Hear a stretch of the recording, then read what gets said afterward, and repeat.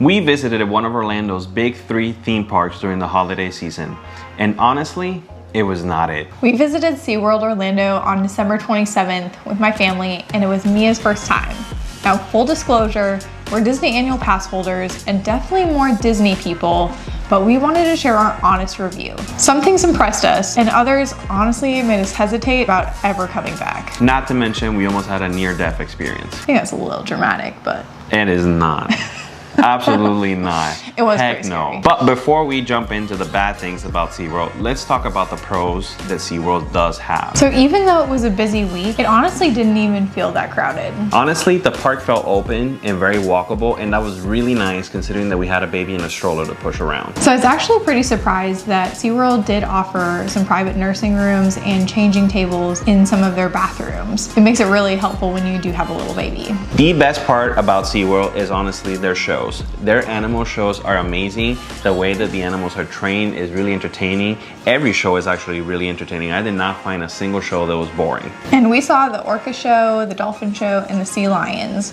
And the sea lions were even a Christmas theme, which was a little dorky, but it was still cute. It was fun. Now, SeaWorld is home to Sesame Street Land, which is one of my favorite all-time characters. They had some cute rides and character interactions, and honestly just some play areas for kids, which is really nice. The only issue is that a lot of the rides were not baby friendly and had height requirements. I think the majority of them did have height requirements. Like if your kid is like maybe below the ages of 3 or 4, there's not that many rides that they can ride. I think the only thing was she could sit on the carousel if it was in this seat, which, I mean, who cares about that? They also had a lot of fun holiday experiences like Santa meet and greets with Rudolph, a lot of various Christmas shows, and just a really fun holiday atmosphere. So when it comes to value of the tickets and how much they cost, I do think the regular prices are similar to what you see for other theme parks, but you get a really good value whenever you get them on sale. We were able to purchase them on Black Friday, and I think they were 50% off, which was a huge value.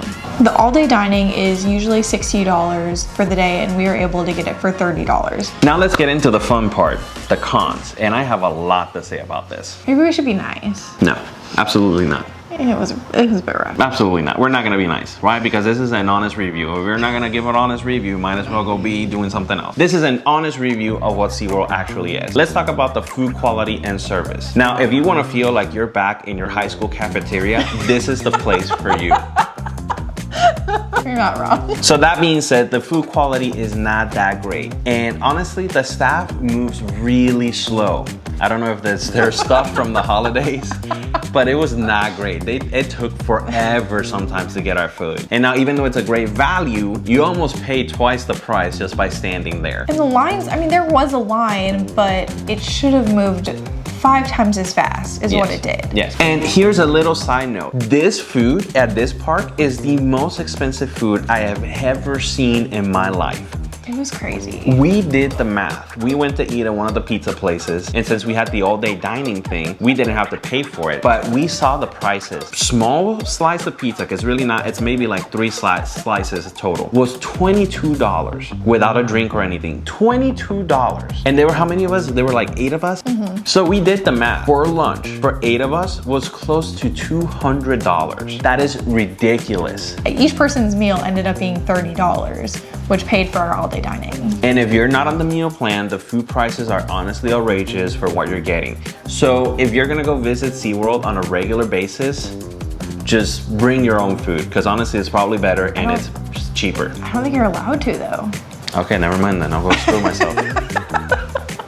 Right, con number 2, ride operation and staffing. So I will say, a lot of the rides are really fun. The management of the ride lines makes it not worth riding anything. And SeaWorld is known to have some of the biggest roller coasters. I mean, they have Mako, they have Kraken, they have Manta. I mean, it's a really well-known park for their roller coasters. But the management absolutely sucks. We did go ahead and purchase the quick queues for those of us that wanted to ride roller coasters. It was supposed to get us to the front of the line of most of the major rides, but it was not as good as what you think it would be. I think that they don't understand what the word quick means, because it took us over 40 minutes sometimes to get to the front of the line and freaking ride the rides. Now, if you tell me Lightning Lane, I know I'm gonna be there super fast and it's gonna take me like 10 minutes on the line.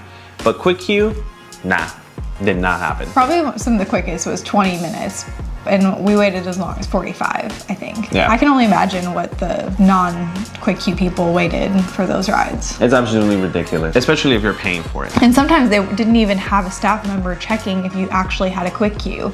So anybody could have been in that line. I think the worst part about it was that when you did get into the quick queue, you would move ahead a little bit, and then there were like these weird merging lanes that nobody had a clue or an idea who was gonna go first, who was not gonna go first. So it was really awkward because it felt like you were cutting in line, and you were definitely getting like looks as if I'm gonna mess you up because you're cutting in line. And honestly, I would not have a problem with the rides if the management was better. And honestly, I had a near-death experience at one of the rides. Now, that being said, that SeaWorld is one of the biggest roller coaster capitals of the world. You would think that they would have their crap together a little bit better. One time I timed it and it was 3.5 minutes from the time one group got on versus the next group getting on. So getting into my near-death experience, we get into pipeline, the crew gets off, we get on, and I guess whoever was the person that was literally setting it up is brand new because it seemed like he was getting some training. So it's a harness and you're sitting on it, but you're standing. This is a standing roller coaster, like legitimately standing. And they're putting the harness over you and it has to latch on. So this guy comes over and puts the harness over me and it latches on. It's not that it wasn't latched on, it latched on. And you know, he goes about his day and then all of a sudden I hear, yeah, we're waiting for lunch, this and that. And then all of a sudden, literally the harness opened up. Like we were just about to go to the front to get launched and it opened up. And now, if you're a guy, let me just tell you this. This roller coaster may be called Pipeline. I named it the Nut Crusher because it was not man friendly. So if you're trying to ride this ride, just know that your nuts will be crushed. And the other guy that was doing the harnesses on the other side was very aggressive and was not as friendly. It was not a good ride. But it did not give me any confidence that they knew what they were doing because that harness got pulled up and then I was terrified the whole time. I still rode it because mama didn't raise no wuss. But I was terrified because I was like, man, this is really poorly set up. So then we do the ride. The ride only lasts like maybe like a minute, 2 minutes and a half. It wasn't that long. We get off and then my harness is the only one that's stuck. I cannot get out. They had to come and literally yank it open because it was not working. So to say that my wife almost walked out with an incredible payday on December 27th is an understatement. I think after that moment, just every other roller coaster, I just did not trust at all. And I have no issue going on roller coasters, and I've never been one that would just think worst case scenario of the harness releasing, but that's all I could think about the whole rest of the day. So the setup is just not great, and honestly, a park like SeaWorld should really put in more effort and honestly more time into training their staff in actually making sure that the rides are working properly. Because when we got onto Icebreaker, the same thing happened, except the freaking mount or whatever, the bar was not working. It was literally just stuck. And then the lady was like, just jump over the seat and just push it open. And it's like, no, that's not supposed to happen. Some of these rides, I just felt like there wasn't a real grown-up there managing them. It was people that were not. A bunch of teenagers, had no idea what they were doing, clueless. So among those many things, there's a lot of limitations as to what you can and can't do in SeaWorld. If you have a baby, there's really not that much you can do with a baby aside from the shows. So unfortunately, one of the other things is that you have to pay for lockers. And it's really smart on their part because they don't allow you to bring in bags to any of the rides. You're not supposed to have cameras on. And you know, if you're a vlogger or somebody that likes taking videos of POVs and stuff like that, they don't allow you to do that. So then you have to get yourself a locker. And they make you pay for it for the day, which is really just a cash grab for them because a lot of people can ride these rides with a harness or a POV camera and it would be just fine. For us, we were able to just leave most of our stuff with the rest of our family in the stroller. So it wasn't a big deal, but just something to know. Cleanliness. The park does not feel clean. Even though they're all about like preservation and conservation, it just felt dirty, man. I mean, the bathrooms were just not great at all. It felt like there was a bunch of stuff laying on the ground. You really never saw anybody cleaning. Yeah. It was gross. It was gross. Like it's not a clean park. It's not. So who is SeaWorld for and who isn't it for? So I think it's great for adults or teens who really like shows, roller coasters, if you're an animal person. But for families with babies or anyone expecting Disney level operations and dining services, it's definitely not for you. Overall, we do not regret going, especially at the price we paid, but unless staffing and operations improve, we wouldn't rush back during a busy season.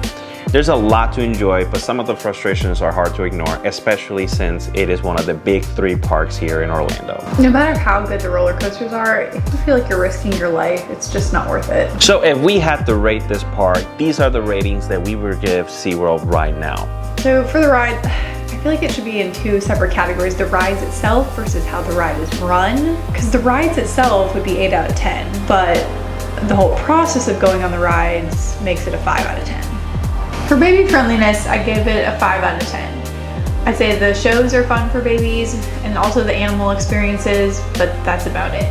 The food and dining is a 3 out of 10. There's no negotiation on that. The food sucks.